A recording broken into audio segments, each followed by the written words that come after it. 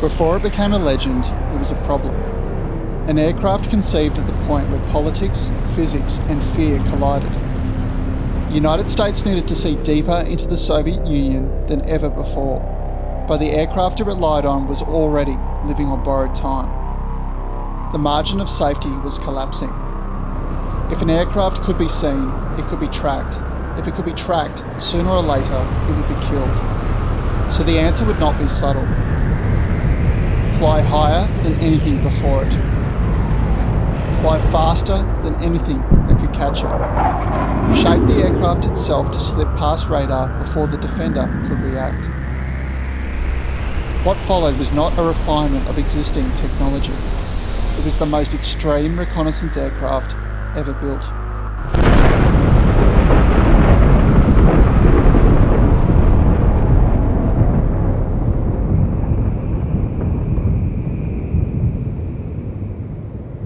It's late evening, November 1957. The Pentagon, Washington, D.C. Somewhere in the inner rings of the building, a secure briefing room has been set aside for a small group. Among them are senior CIA figures involved in aerial reconnaissance, including Richard Bissell, who has overseen the Lockheed A-12 program from its earliest days. Also present is Edwin Land, founder of the Polaroid Corporation turned defence advisor to the government.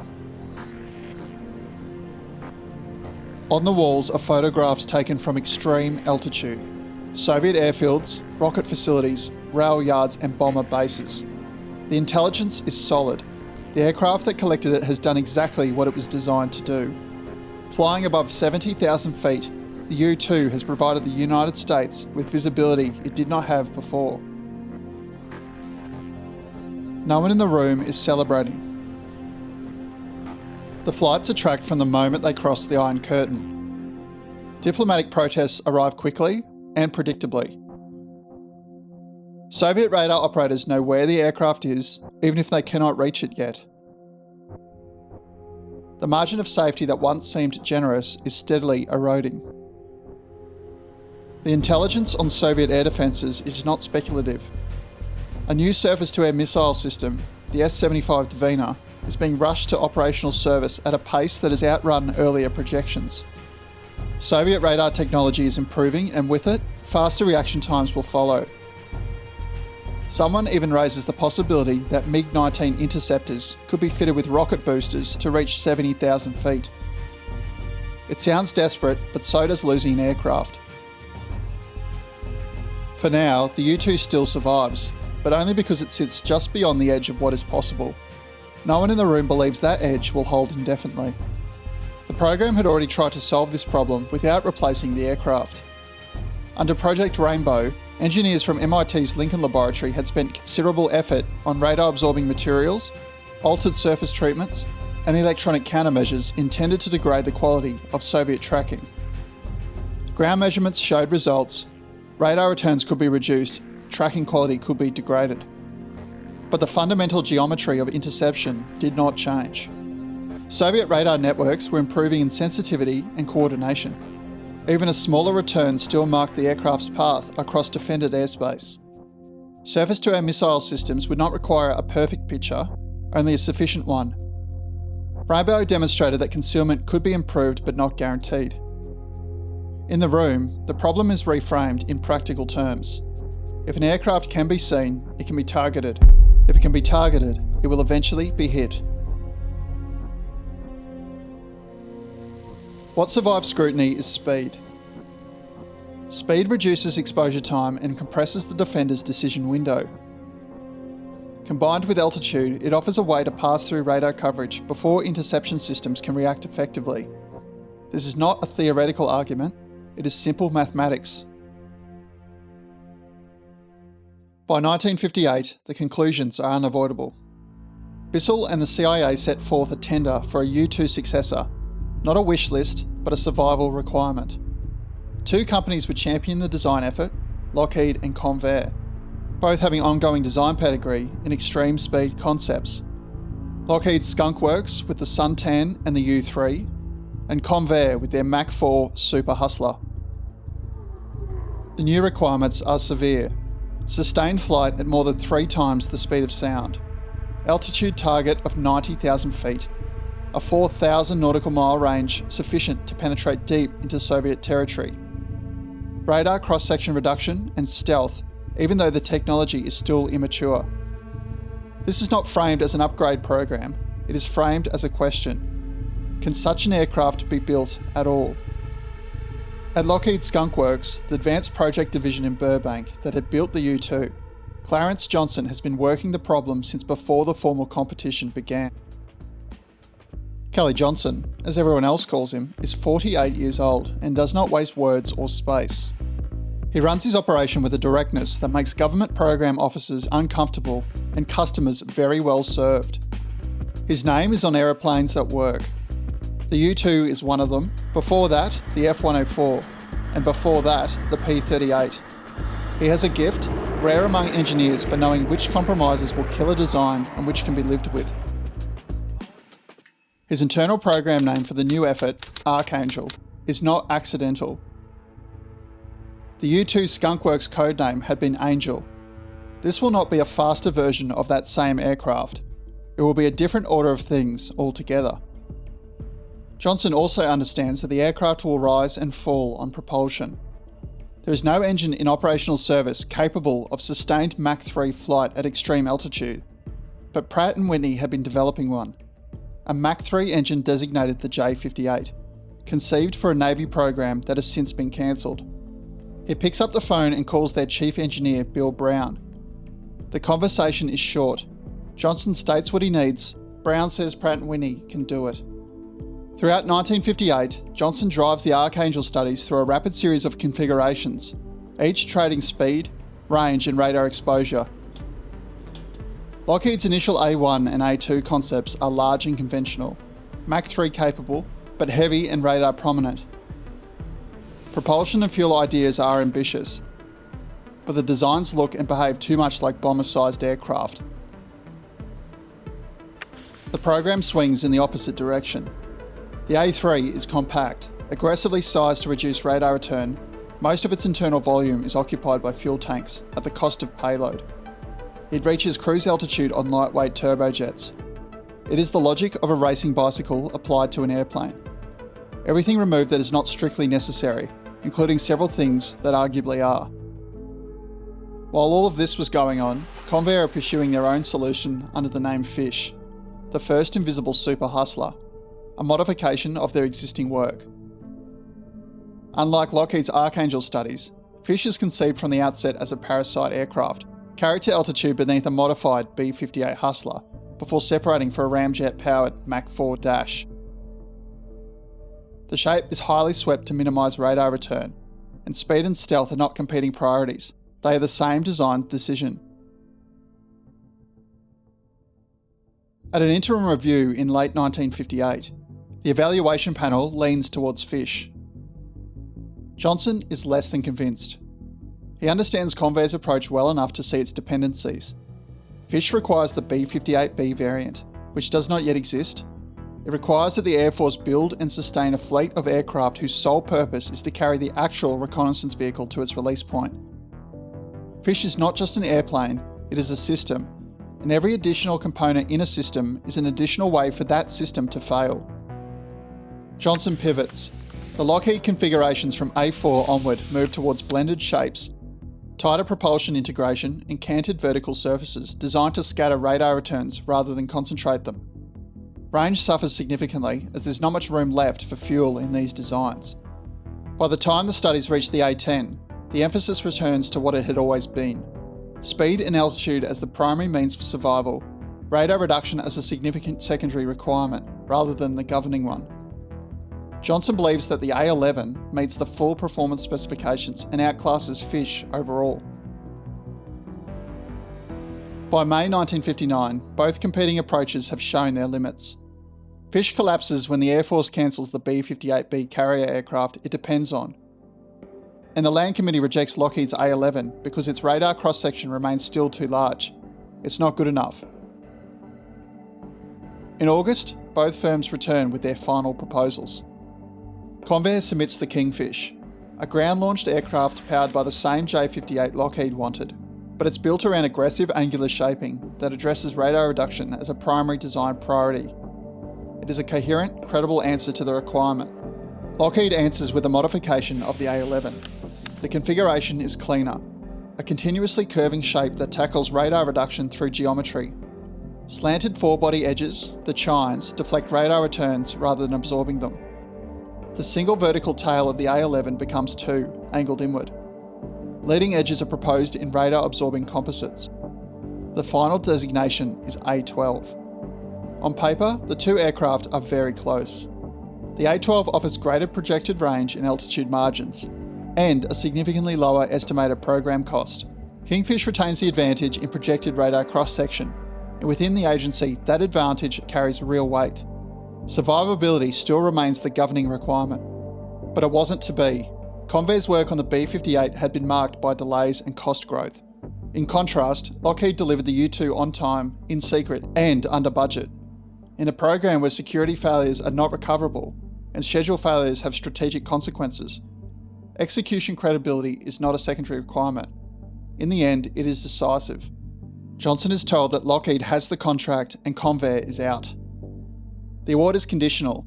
Lockheed has just 4 months to prove the A-12's radar signature can be reduced to an acceptable level. The selection is not final until real test data confirms it. The competition might be over, but that is hardly the end of the difficult days on the project. A C-47 transport drops out of the dawn and skims across the Nevada desert. It has crossed into a blank patch of nothing near the northeast corner of the Nevada test site, a landscape scarred by nuclear weapons testing. Below it, a dry lakebed stretches out in the early light, pale and featureless, ringed by low ridgelines that block observation from the surrounding desert. Groom Lake, a place with more code names than coordinates. Some inside the program will call it Paradise Ranch, others Watertown, and eventually it'll be known just as Area 51.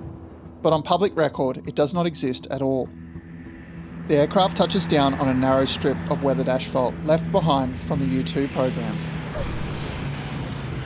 A small group of men climb out and step onto the hard alkali flat. They are engineers, radar specialists, and technicians from a little company known as Edgerton, Germershausen and Greer, or EG&G. They are flown in via Las Vegas on discreet charter flights and work directly for the CIA. None of them can tell their families where they are or what they are working on. In many cases, even their wives will not learn the truth for decades. They are here to establish a radar testing range to facilitate radar cross-section work as part of the Project Gusto design competition. At this point, Groom Lake is barely a base. A handful of ramshackle trailers and hangar facilities sit along the southwestern edge of the lakebed, clustered near the old U-2 strip. Power is from a handful of diesel generators and water has to be trucked in. Living conditions are austere even by test site standards. For the program taking shape here, that is acceptable, as isolation is the requirement. By November, an EG&G radar technician stands inside a small shed on the southern edge of the lakebed. Lockheed has been selected, but the question remains whether the proposed shape can meet the agency's requirements. 1 mile away, a test article rotates slowly atop a hydraulic pylon driven deep into the dirt. Suspended nearly 50 feet above the surface, it is high enough to remove interference from the desert floor. The section on the pole is derived from the initial A-12 design, a fuselage mock-up built with representative geometry and leading edges. From a fixed position, a precision tracking radar illuminates the structure across a range of operational frequencies chosen to approximate Soviet radar systems. As the article rotates through specific aspect angles, return strength and stability are recorded. The data is logged and forwarded back to the Lockheed plant in Burbank. There, engineers adjust the design. The existing geometry is refined, leading edge shaping, vertical surfaces, and inlet angles adjusted. The big breakthrough was the development of non-metallic RAM, or radar absorbent materials. Asbestos and graphite sawtooth panels placed in the leading edges absorb radar energy. Revised sections are fabricated and returned to the range. By the end of January 1960, the results were sufficient. the CIA authorises Lockheed's A-12 configuration for production. Less than 2 weeks later, on the 11th of February, it signs a $96 million contract for 12 aircraft under the randomly assigned codename OXCART. The experimental phase was over. The aircraft will be built. Time is already working against them. In just 3 months, Francis Gary Powers' U-2 will be shot down by an S-75 missile over the Soviet Union. The vulnerability long discussed in briefing rooms becomes an international crisis. More than ever before, the A-12 need is no longer theoretical. It is immediate. Back in Burbank, the problem is no longer radar, it is thermal dynamics. At sustained speeds beyond Mach 3, friction will heat the aircraft to levels aluminium cannot survive. It would soften, lose strength, and begin to deform under load. Steel could handle the heat, but its weight makes the required range and altitude unattainable. There is only one material that satisfies all three demands at once: titanium. Johnson commits to it knowing full well what that decision means. The A-12 will be built from roughly 85 to 90% titanium by weight, an unprecedented figure in aviation. It solves the physics but creates an industrial problem overnight. In the late 1950s, the United States could not supply titanium in the volume or consistency the OXCART program required. The Soviet Union had emerged as the other major titanium producer, drawing ore from ilmenite mines in Ukraine and the Kola Peninsula. To keep the program moving, some Soviet-origin titanium had to be acquired covertly through intermediaries and fed back into American industry. The aircraft designed to spy on the Soviet Union would be built in part from Soviet metal. Even with the supply sorted, the difficulty was only the beginning. Titanium reacts aggressively with oxygen and nitrogen at elevated temperatures, contaminating welds and weakening structure. Lockheed develops new tooling, new welding environments, and new shop practices from scratch. Entire batches are scrapped as techniques are refined. Progress is measured in setbacks. When the first airframe begins to resemble an aircraft rather than a collection of parts, one thing is clear: it cannot be tested anywhere near Burbank. Groom Lake is the obvious answer, but the existing facility is not up to scratch. The minimalist outpost remaining from the U-2 era was suitable for light aircraft and radar work, but put simply, not for sustained operations involving a large, heavy, high-performance jet. If OXCART is to proceed beyond paper and theories, the base will need to be rebuilt around it. In early 1960, construction crews are brought in to begin the expansion. The existing runway is basically an asphalt strip and is no longer sufficient. Crews pour tens of thousands of cubic yards of concrete to construct a new 8,500-foot runway, and strong enough to support an aircraft that will take off heavy and fast. Power generation is expanded. Temporary shelters give way to permanent workshops. Huge surplus Navy hangars arrive in sections and are assembled on site, positioned to shield aircraft from overhead observation. A fuel farm capable of storing more than 1 million gallons of specialised high flashpoint fuel is constructed, even though no aircraft has yet arrived to use it. A 60-foot antenna is installed by EG&G, intended for high-altitude tracking and testing. Weekly charter flights become daily, then multiple flights per day, transforming what had been a quiet radar outpost into a self-contained city, operating entirely beyond public visibility. All up, it's taken approximately 2 years to get the facility up to speed, and just in time too, because the first production aircraft was in Burbank, ready to go.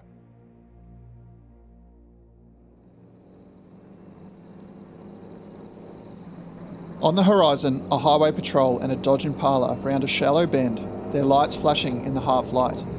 For a moment, it looks routine. Then the road behind it begins to fill, and something enormous comes into view.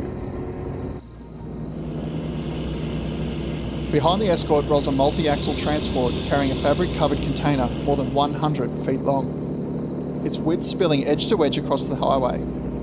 At a glance, it is the size of a modest family home, being heaved slowly and deliberately through a landscape built for nothing of the sort. The container has travelled here by night from Lockheed Skunk Works in Burbank, under a tight escort by state troopers and a small number of Lockheed representatives operating under government cover. Inside it is Article 121, the first A-12 prototype intended to fly.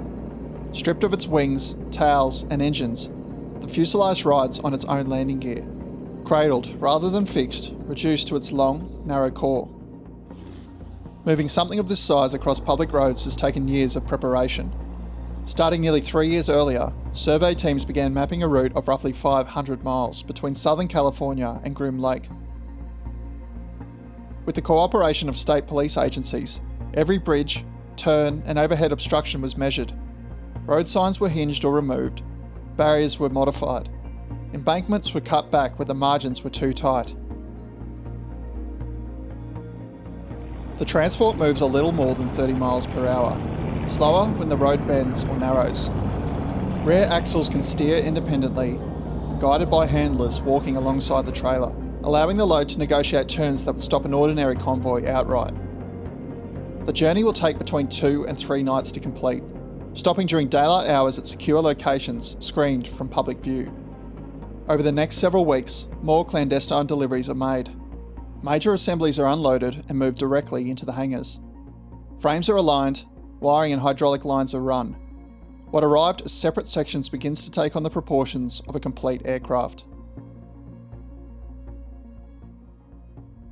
Inside the hangar at Groom Lake, Article 121 stands fully assembled for the first time. What had not long ago existed as drawings, calculations and sectional mock-ups now occupies the floor in metal. The 12th Archangel design, built almost entirely from titanium. In person, the proportions are more severe than they were in 2 dimensions. The forward length of the airframe extends in an uninterrupted line before breaking into the single cockpit, its length necessary to contain most of the fuel, landing gear and sensor payload. The chines that had seemed abstract in drawings now establishes the signature Cobra-like profile, running the length of the forward fuselage. First added to reduce radar return, they will also increase stability and lift. The wings themselves form a sharp delta, smaller than you'd think for an aircraft of this size. They are so thin to reduce drag that there are no lift control devices. There are no flaps, slats or spoilers.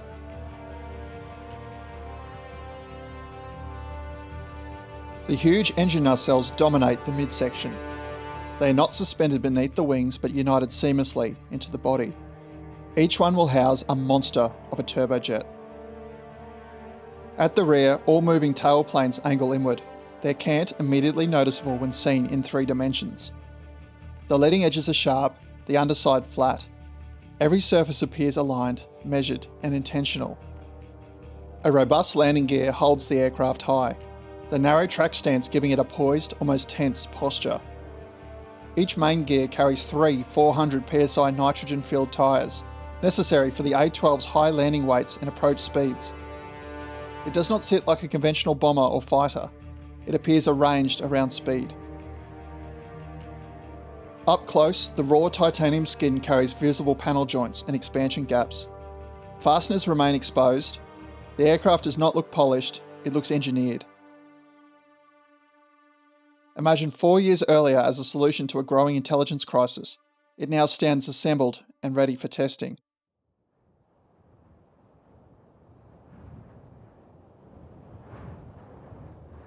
It's midday at Groom Lake. A flurry of engineers and ground crew gather around the base of Article 121, hearts pounding with anticipation.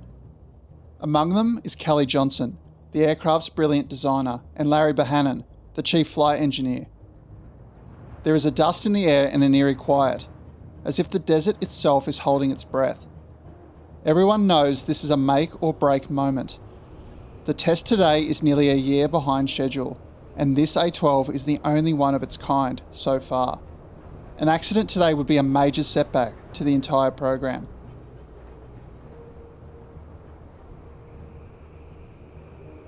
Lou Schulk is the man who will fly it. West Point graduate, Air Force test pilot, recruited to the Skunk Works in 1957 and hand-picked by Johnson 2 years later. He helped design the cramped cockpit he's now settling into. Spent months with the engineers arguing over switch placement and sight lines. Officially, this morning's plan is just a high-speed taxi test, to roar down the runway but not truly take off. Just quietly, however, Kelly Johnson has given Schulk a nod to push things a little further if things feel right. With the engines running, Schulk taxis out the A-12 under escort by support vehicles and a crash tender, just in case. He will take the new jet all the way down the end of the runway before turning around and beginning the run back towards the lake bed.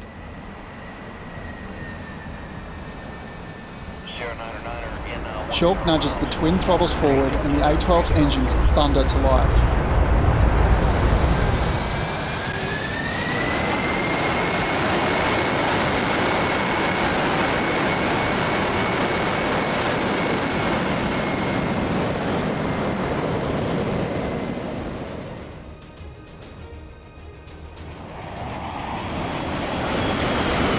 As it rips down the runway, the nose comes up faster than expected. The aircraft is airborne.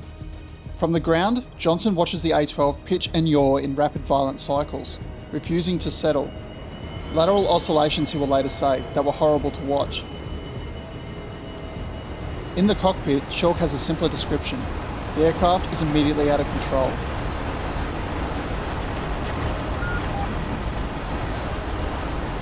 For 2 miles, the most expensive secret in America skims across the desert at low altitude. Shulk steadies the nose and waits for a moment to put it down. The aircraft disappears into a dust cloud beyond the runway. Silence. Had it just crashed? No one is sure. Then through radio static, a voice. Shulk is alive and the aircraft is intact. The first unintended flight of the A-12 is over, and the aircraft and pilot have survived just. Later that day, the cause of the instability becomes clear.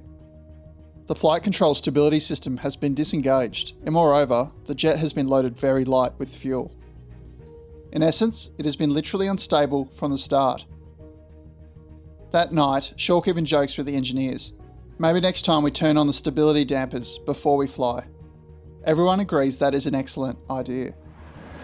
The very next day, Shulk sends the A-12 down the runway for another go. This time, the flight controls are corrected and the jet stability dampers are engaged. The jet now flies straight and true, the unpredictable bucking resolved. This flight will last 40 minutes and prove yesterday's events were not a fundamental flaw with the design. On April 30th, Article 121 is rolled out of its hangar again for what will be its most important day yet. Today's test flight will be the first official demonstration in front of senior CIA and Air Force personnel, who have the authority to decide whether OXCART continues at full momentum. Richard Bissell is here, as is top Air Force brass, flown in on Lockheed Super Constellations to the ranch to see the new jet for themselves. Now in person, they are impressed by the A-12. It looks unlike anything that's come before it. When the jet is fueled, an Air Force onlooker is concerned to see fuel dripping from the bottom of the aircraft. It's quickly explained away as an intentional design trade-off. To save weight, the A-12's fuel tanks are integral to the airframe structure. Their outer walls are literally the skin of the fuselage and gaps between are sealed with fluorosilicon. The structure is built to expand and contract across extreme temperature swings, and sealant cannot maintain a perfect seal at ambient conditions. Once again, Shulk takes the A-12 out to the runway and lifts off into the warm morning. He climbs to 30,000 feet and keeps it below 350 knots. When he returns, the aircraft lands after 59 minutes aloft without incident.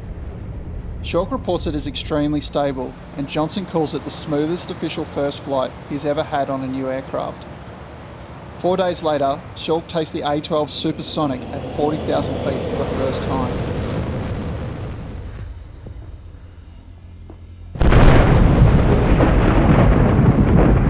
Despite the cost overruns and delays, onlookers are impressed, particularly the Air Force. Throughout the program, the Air Force has been deeply involved.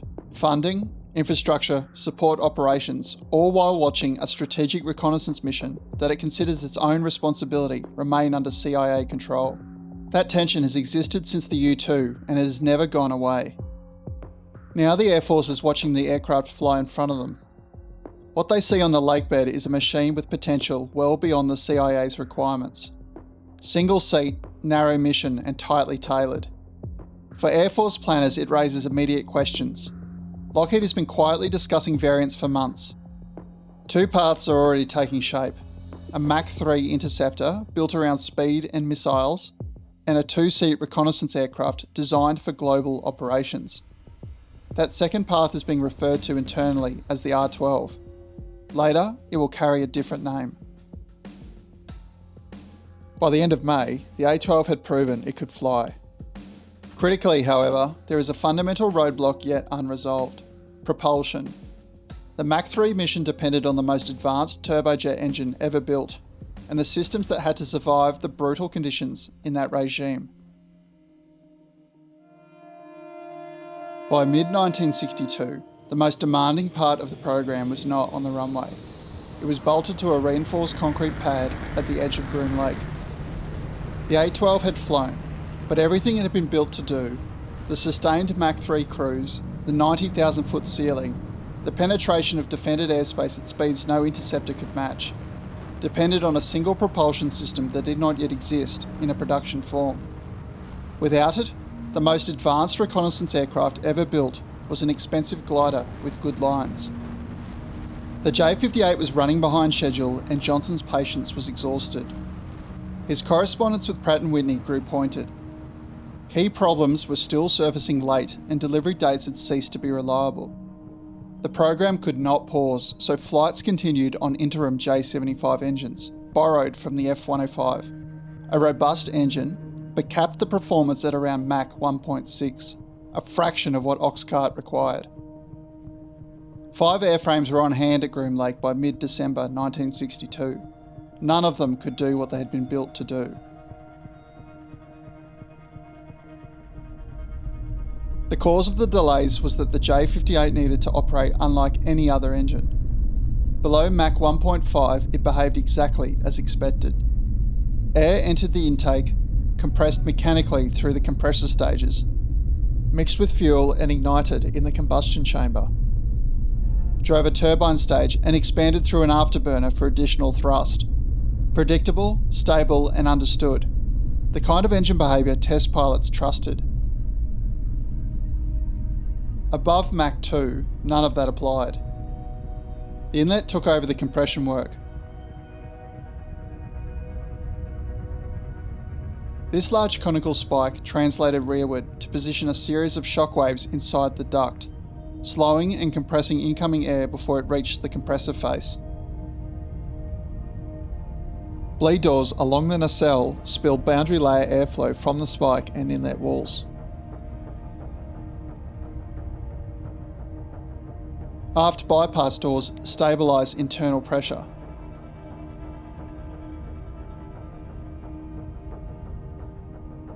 A portion of air extracted from the fourth compressor stage was routed through external tubes directly into the afterburner, reducing compressor load while the inlet and afterburner together generated the majority of thrust.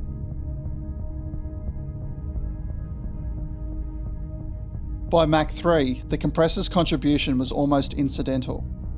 The J-58 was no longer a turbojet, it was a hybrid, part turbojet and part ramjet, a category of propulsion that had not previously existed in a production engine. The fundamental problem was heat. Exhaust gas temperatures reached 1800 degrees Celsius. The turbine and compressor had to survive not just these temperatures, but prolonged exposure to them, hour after hour at rotational speeds that would stress the components even in cool air. Standard materials failed quickly under these conditions, leading to almost every component requiring redesign: seals, bearings, wiring insulation, fuel controls, and lubrication systems. The fuel itself became part of the solution. Pratt & Whitney with Shell Oil formulated JP7, a special kerosene blend specifically for Mach 3 conditions. Exceptional thermal stability, low vapour pressure, resistant to breakdown inside fuel lines at temperatures that would destroy conventional aviation fuel. It would be circulated through hydraulic and engine systems as a coolant before combustion, absorbing heat that would otherwise accumulate in the airframe's hottest components. This stability came at a cost. JP7 resisted ignition. To light it, the J-58 used triethylborane, a fluid that ignites spontaneously on contact with air. When the pilot starts each engine or advances the throttle to the afterburner position, a small quantity is injected into the engine. As it meets the air, it flashes vivid green. Every Blackbird that ever flew carried that flash as a signature. As the first J-58s began arriving in late 1962, the changeover was cautious. Test aircraft flew with one J-75 and one J-58 to get the aircraft home if an engine failed. The first A-12 with matched J-58s flew on the 15th of January 1963, and only then did the program begin pushing seriously into the high Mach speeds. Around the same period, heat drove a visible change to the airframe. A black coating applied first to the hottest areas and eventually across the whole aircraft, improving heat radiation and reducing thermal stress. It was an engineering decision, but it also gave the aircraft the finish that would define it permanently. At altitude, a new problem surfaced almost immediately. Between Mach 2.4 and 2.8, the airframe develops violent roughness. The inlet shock waves, which had to be held in a precise position inside the duct, were destabilising.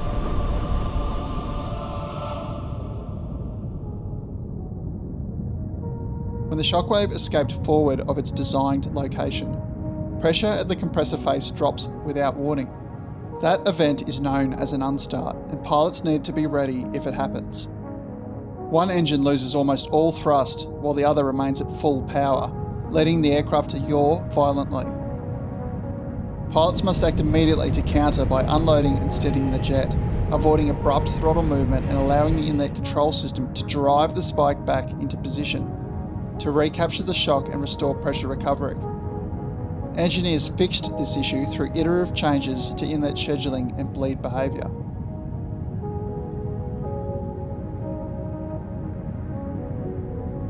In July 1963, the aircraft crossed Mach 3 for the first time.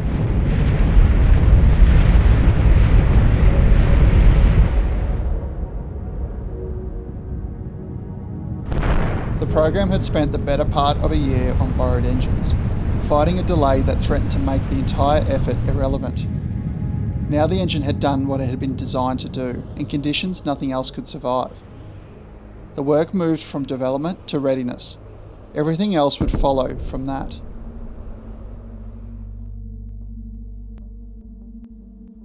By the end of 1965, the OXCART program had done everything it had been asked to do.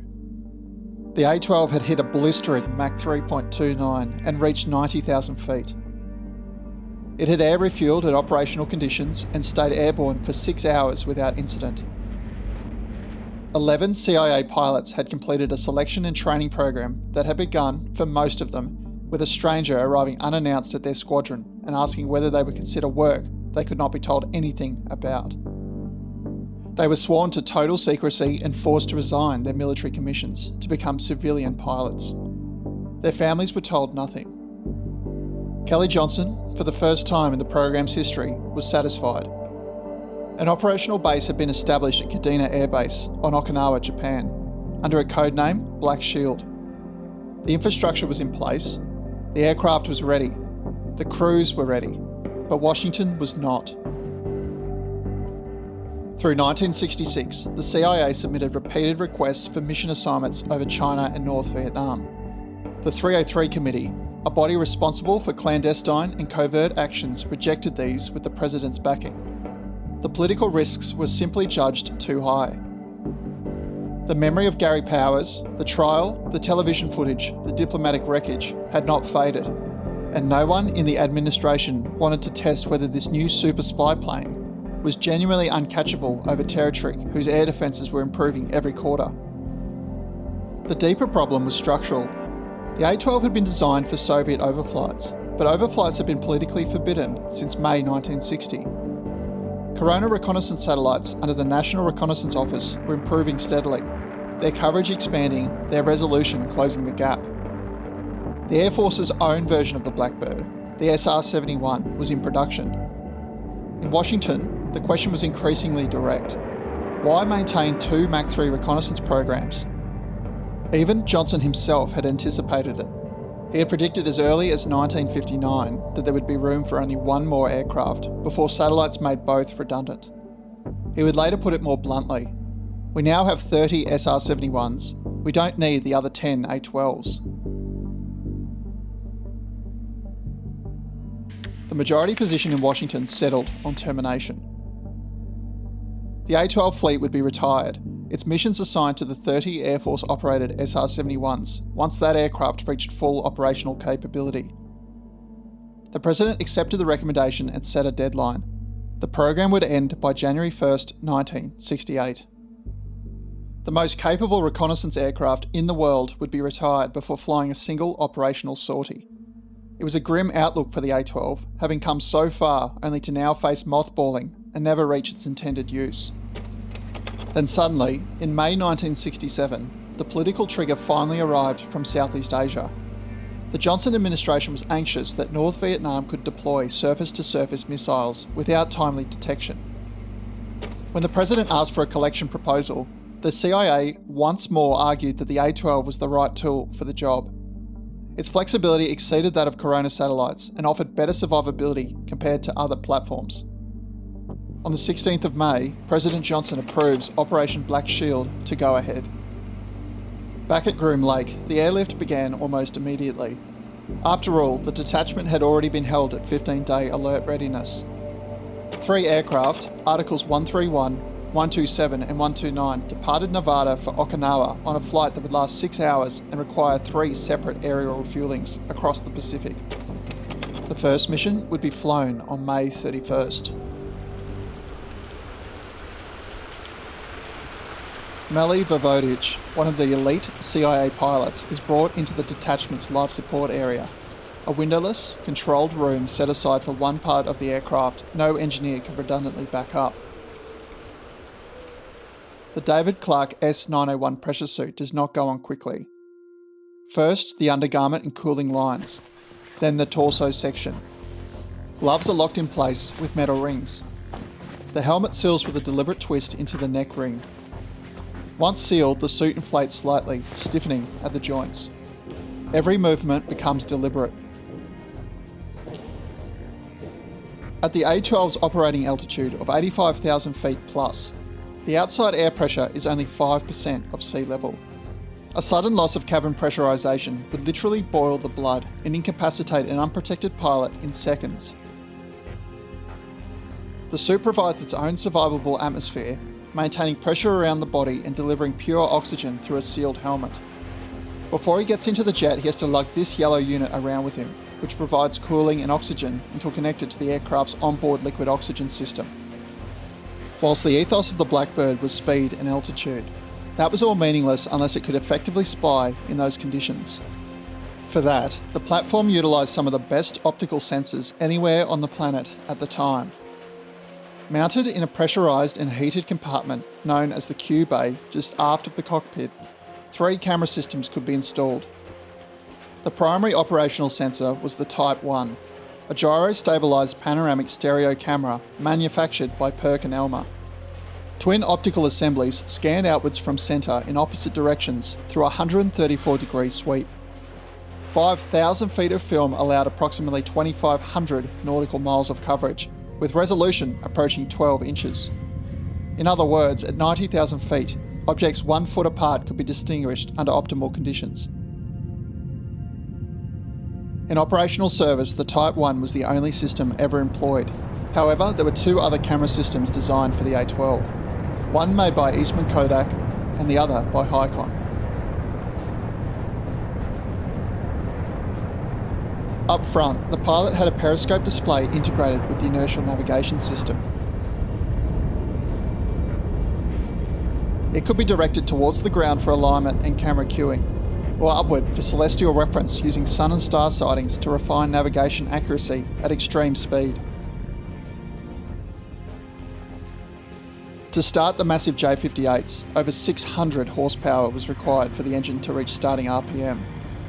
Beneath the aircraft, a special start cart loaded with twin Buick nailhead V8s screams at 4,000 RPM, driving a heavy shaft up into the starter coupling beneath each engine. The whole system shudders with mechanical violence as the J-58 is hauled towards ignition speed. The noise in the hangar is deafening.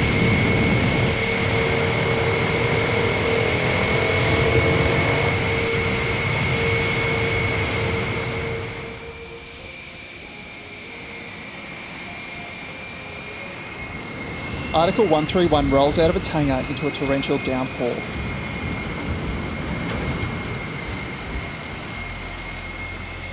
Weather over North Vietnam is clear, so the aircraft takes the runway and goes.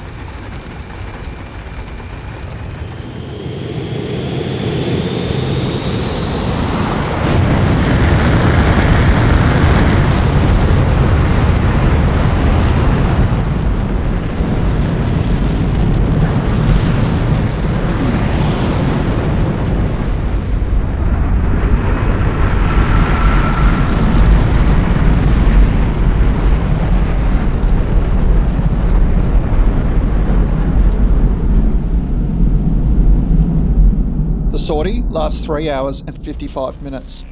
Votovich refuels, accelerates to Mach 3.2, crosses the Vietnam coast at 80,000 feet on a precisely planned entry time, runs a single pass over the target area, refuels again over Thailand, and recovers a Kadena in the rain.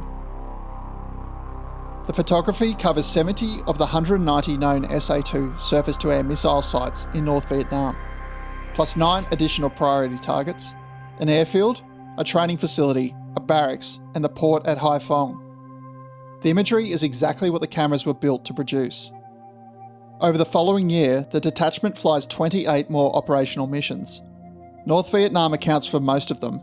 Additional sorties over Cambodia, Laos, and North Korea.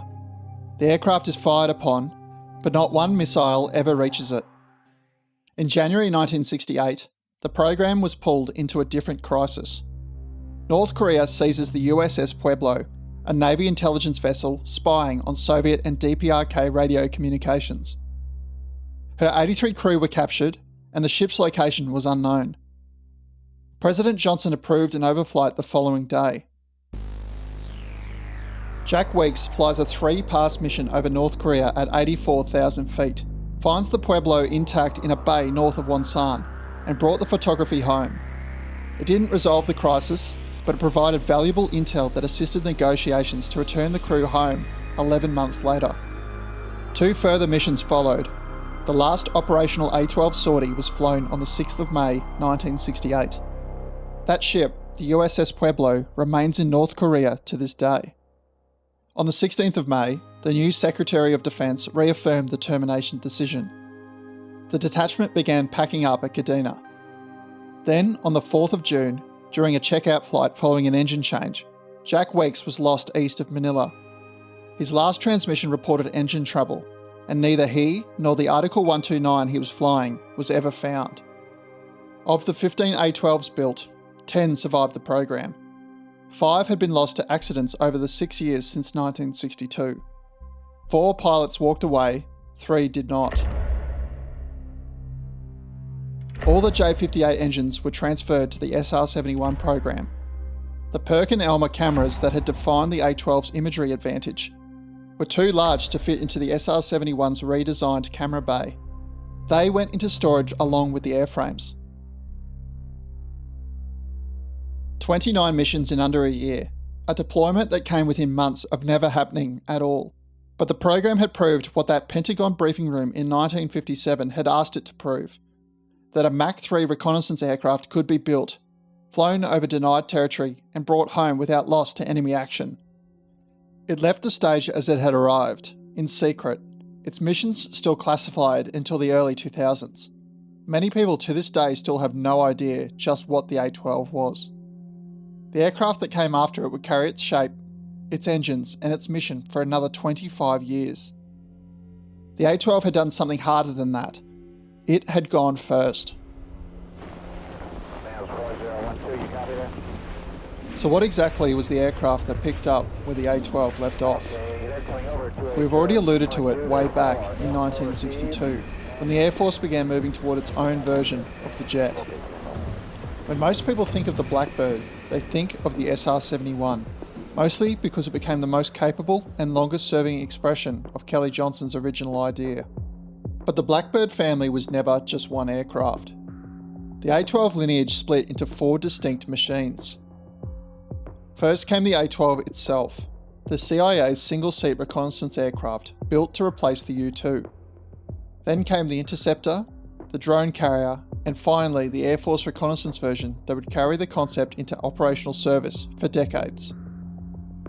The first offshoot in the timeline was the YF-12, Developed under Project Kedlock.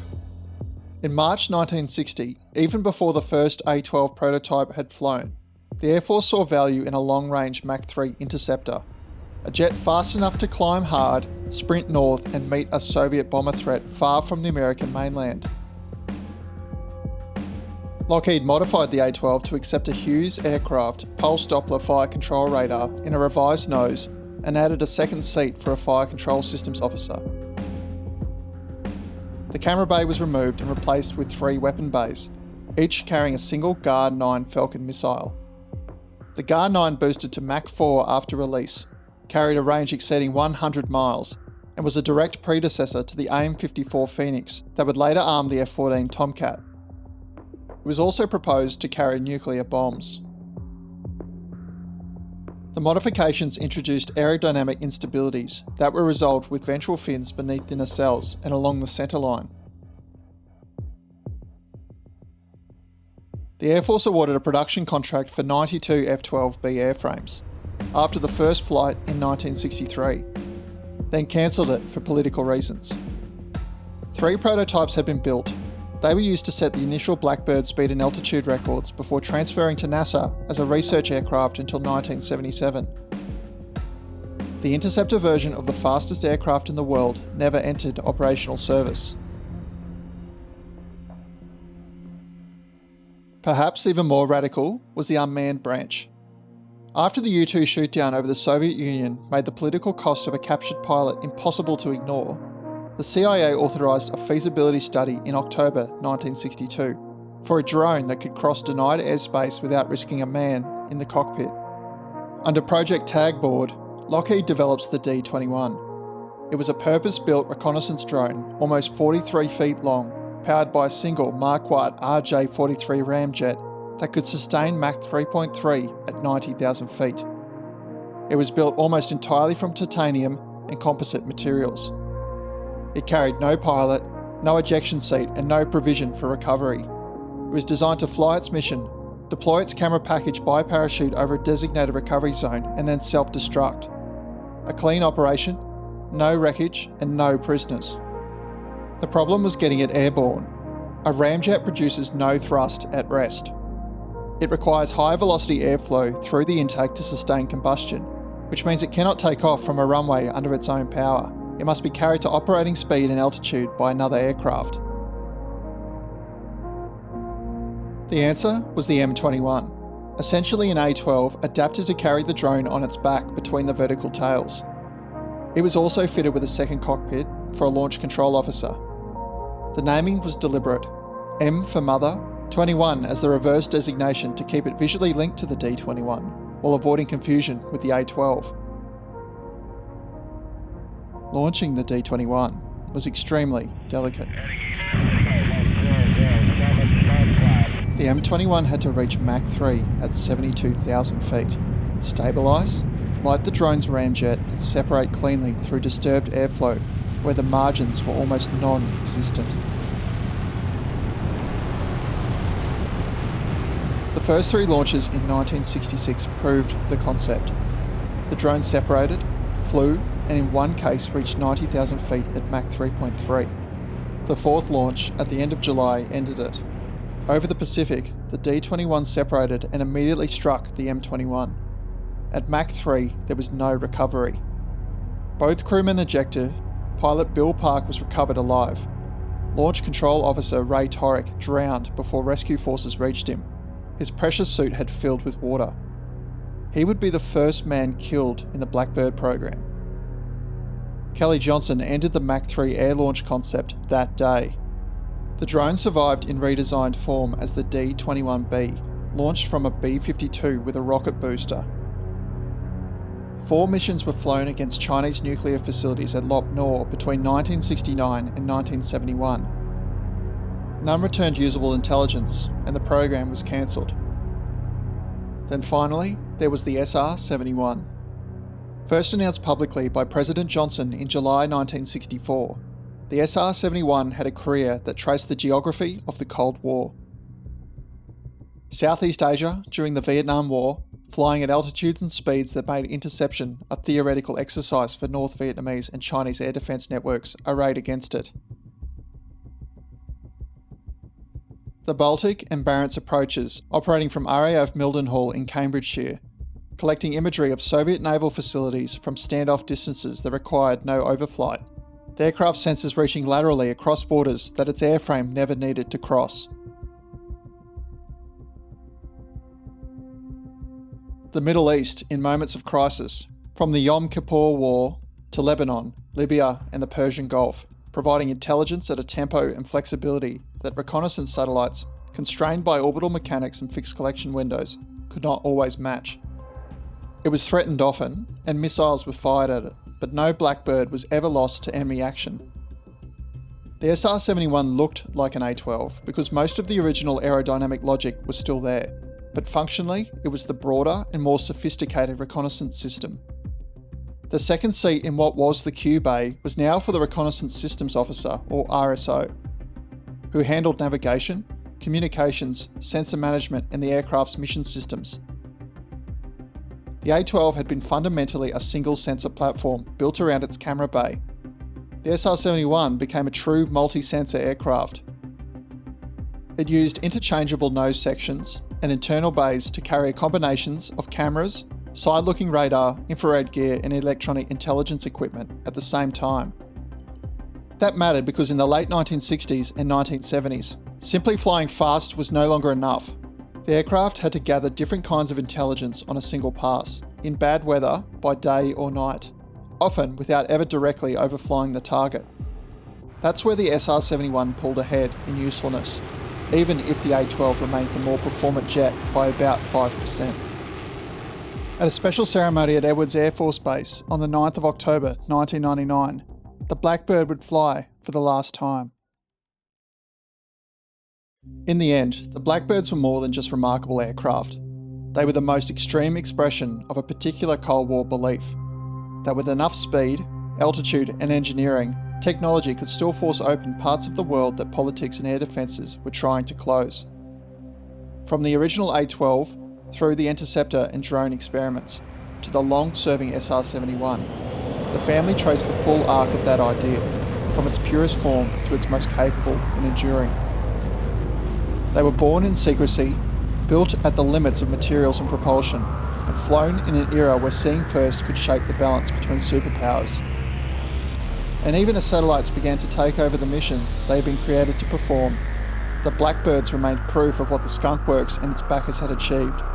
Not just the fastest and highest flying operational aircraft of their age, but one of the boldest and most uncompromising answers ever put into the sky.